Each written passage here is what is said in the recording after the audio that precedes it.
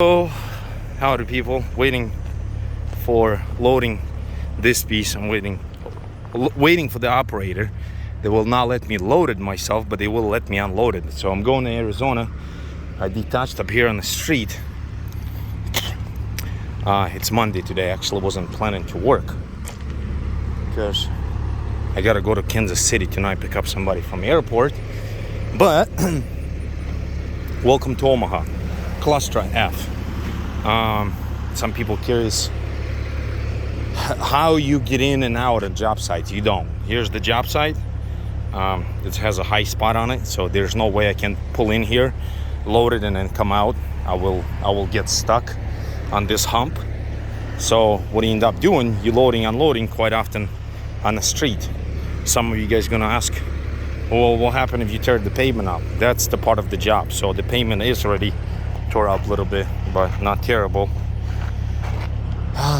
So they just how you go with all this equipment most likely got brought in on from the street in. This thing weighs 63,000 pounds, going to AZ, Arizona, and I already hauled one a while back ago. What happened with this machine, it's just regular excavator with a drilling rig on it.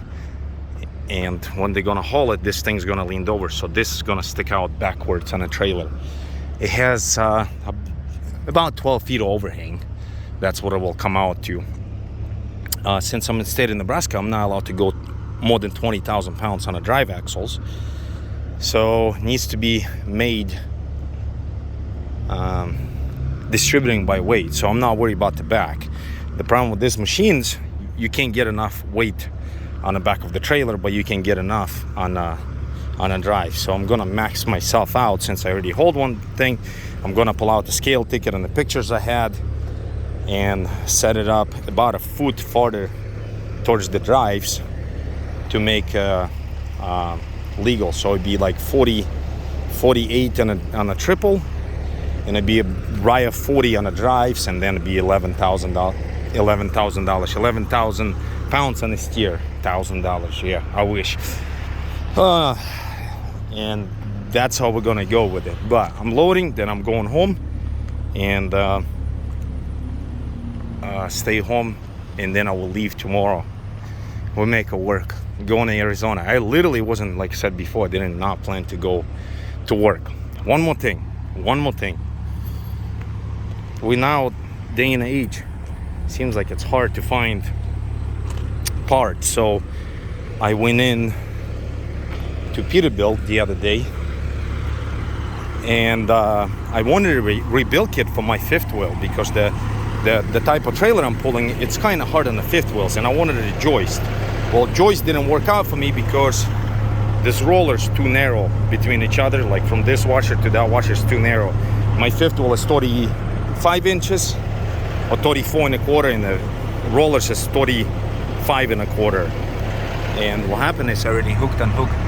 See the scrub plates? That's off of these washers.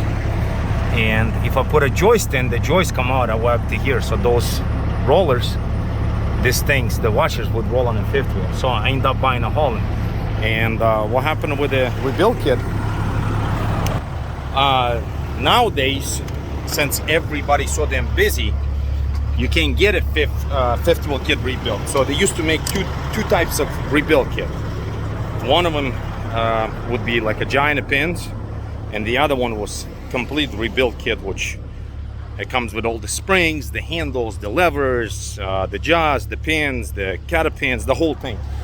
Nowadays is they only offer a complete rebuild kit. The problem is with the complete rebuild kit, first of all, they don't have them, you have to wait.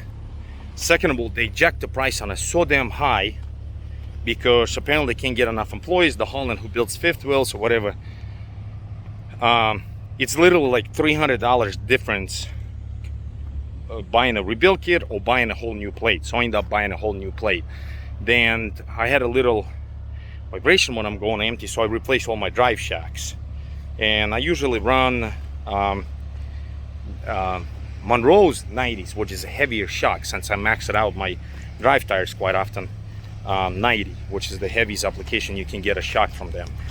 they don't make them either because they start using those shocks on the new truck. So manufacturing buying all new shocks. So I end up buying some China stuff, but surprisingly they were a little bit cheaper, not much, by a couple dollars, but they were instead of gas filled, they're oil filled. So we will try them out. Seems so far so good. I mean, it got suspension a little bit stiffer, it's not as jumpy, but it works fairly well, and it feels like it started getting hot again. But that's my Monday, that's the plan. And I wanted to do a couple other things on the truck, but it did not happen. Just have no time. Was doing quite a bit of work around the house. So, but my prediction, they putting a mandate on the masks again in some of the city, like Nevada's already under a mask law again.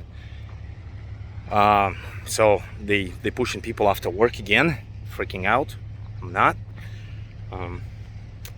We're gonna have shortage of parts. So my suggestion to you, if you do want a truck and you want to replace some sort of part, let's say in your equipment, don't take it off and go to the dealer. Do you have this? Because most likely they might not gonna have it. You better plan out. So like if your alternator, for the example, needs to be replaced, you might as well, if you can find one, buy it just to have it on a shelf. Some of the pulleys, the most common things will break.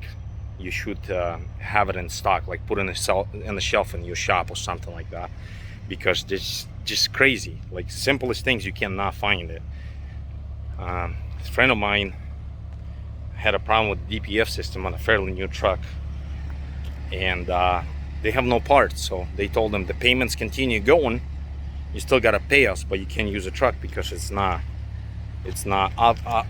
you can't run it because check engine light on is derating, they're doing the whole thing. And the other buddy of mine, beginning of this year, he had a Volvo and the camshaft went out on it. The Volvo was still under warranty. It took him 3 months to get the camshaft, which is crazy because there was non-existent in the country, and there was a bunch of trucks sitting all over the dealerships with the same problem. So you can get an aftermarket camshaft or aftermarket part, but the problem is that if you put it in, it will avoid the warranty on everything else. That's what I've been told by a dealer. Detroit, actually, which is a Mercedes engine, they the one only. So far so good. They have no problems with finding parts for. But I heard Cummins has problem with it. Packard has problems. Caterpillar, I don't know if Caterpillar has it, but I think Caterpillar's one of them. So far so good, but they don't make new Cat engines, so can't say much. That's kind of on the used side of it. But that's all what I got. I gotta wait for this guy, get this thing loaded, book home and stay home, and then go to Kansas City tonight, pick somebody up, and then Arizona, here I come.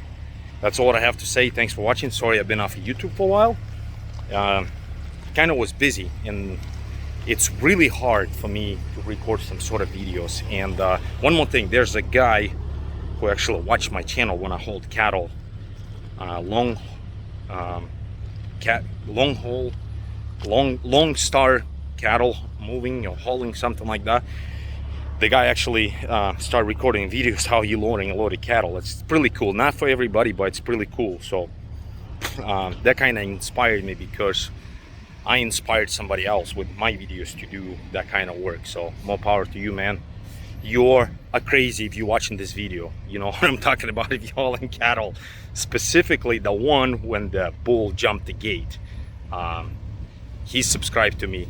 Look at his video. I believe it's a long star cattle hauling or something like that. So check it out in my subscriber list, because I don't know how to add on the whole thing, but it's something interesting to see, specifically if you want to do that kind of job.